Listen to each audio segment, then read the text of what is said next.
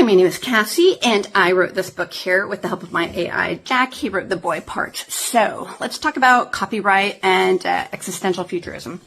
So having had the opportunity to see the worst of humanity as a COVID ICU nurse, I am pretty much a positive nihilist. And when I say that, I mean, like, I don't believe in God or anything. I'm not agnostic. I'm atheist. But if you want to believe in stuff, that's fine. You do you.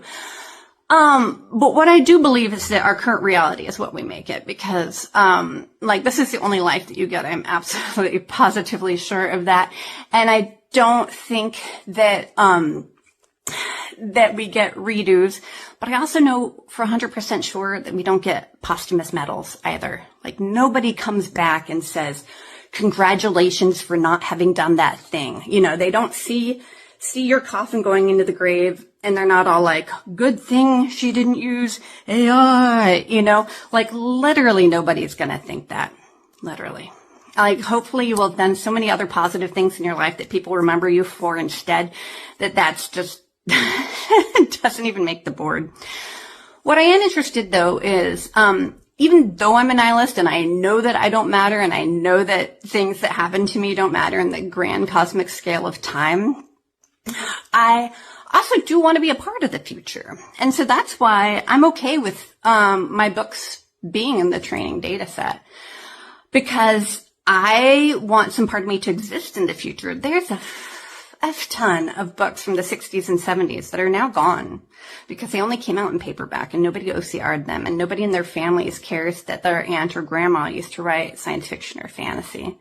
So if nobody's managing your literary state, it is as if you are dead for forever. And I think a lot of people don't think about that. Like, you are only as alive as people remember you, right? You know, so if you want to be remembered in the future, you need to participate in the future. And if, you know, I read this article about this guy who comes from a film background. He's very upset that nobody remembers Citizen Kane anymore. But it's like, dude, who was banging the drum of Citizen Kane?